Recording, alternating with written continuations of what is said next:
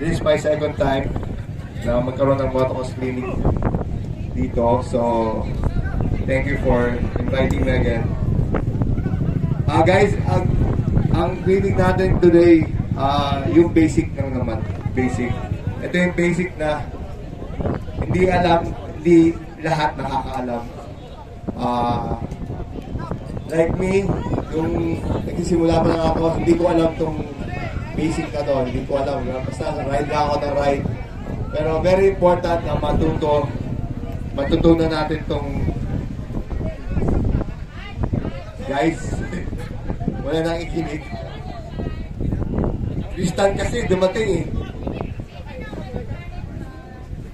Wala ka ng load bag. Papalit ka na. Ano? Ikaw pa naman nakahonda. Tagal-tagal mo na nakahonda. Tapos, ang tagal mong dumating dito. Parang ayaw mo sumali eh. Wala. Guys, excuse me po. Mamaya na po ang kwentuhan. At nandito tayo sa clinic para matuto ng very basic tip. Okay? Nandito po yung dalawa kong mga estudyante. So, sila po ang magpapakita ng demo. So, ang clinic natin today is cornering. Okay?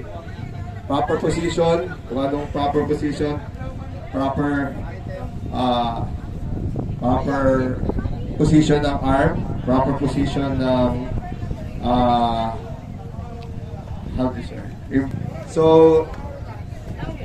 sakit. Right na kayo? Guys, alam nyo, very basic to. Tingin nyo, mapakadali. Pero kung matututunan nyo talaga to, malaking tulong to sa inyo. Lalo na kung nagko-compete kayo. Not only nagko-compete, kahit sa mga nag-enduro, nagtitrail, very important to. So, kung ano matutunan nyo today, i-adapt nyo na lang, i-apply nyo lang sa mga riding nyo. Okay, especially sa mga races. Okay. Alright, first natin yung sitting position. Sitting position, diretso na. Kung saan dapat nakaupo, hindi masyadong forward, hindi mo masyadong nasa likod. Okay? Sa middle lang, sa middle. Tapos, isipin natin palagi, ang elbows natin, hindi nakababa. Hindi nakababa. Medyo taas. So, okay. Yan po ang napaka-basic na itong riding position na to. Pero, isipin nyo palagi, mag-focus lang na palagi natin ginagawa. Okay?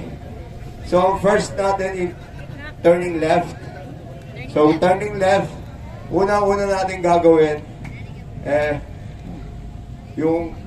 yung foot natin move to the right side. Mag-slide tayo, papuntang right side. Tapos, ang elbow natin, right elbow, mas mataas kasi sa left. Yung left, pwede natin nakababa. Pero huwag naman masyadong baba. Okay?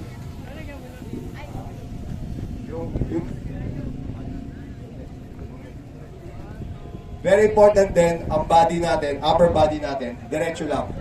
Hindi nakaganyan, hindi naka-twist na ganito. Ito lang ang tumataas.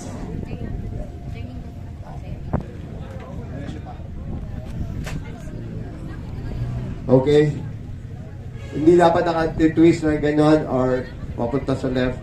Basta diretso lang. Right elbow lang ang tumataas. Okay? So, ulitin ko. First, slide to the right. Ang upo natin. Slide to the right. Ikita mo na. Okay, slide to the right. Sabay-sabay na natin yan. Pati right elbow. Taas na. Lean forward. Isa pang kadalasan natin, pag nagtataas tayo ng elbow, nagpupunta tayo sa right side, dumidiretso tong left natin, left arm. very important din na wag nakadiretso. Hindi naman natin Ha? nililiman yung mga Ako na? manubela natin pag lumilipon. So, Okay. nililiman, not all bikes naman. Pag mga naka-big bike, ano to, lean in naman. So, baliktad tayo. Sa off-road, motocross, lean out tayo, lean out. Okay? So, ayun ang turning left natin. Papunta naman tayo sa turning. Okay. Sorry. Yung paa natin palagi, as much as possible, nakatapak sa likod. Nakatapak sa likod. Toes lang, bali toes lang ito nakatapak sa ano.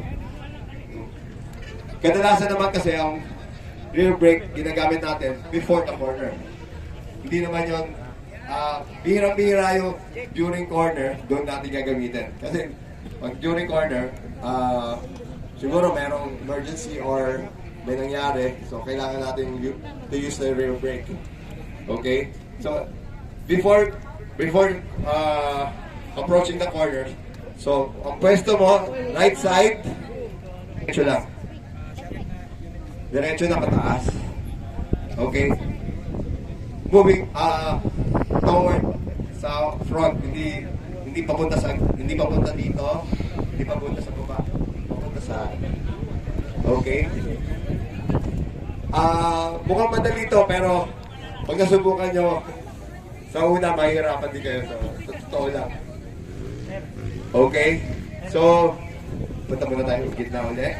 Kita natin. Okay? Alright, normal sitting position. Okay, approaching left corner.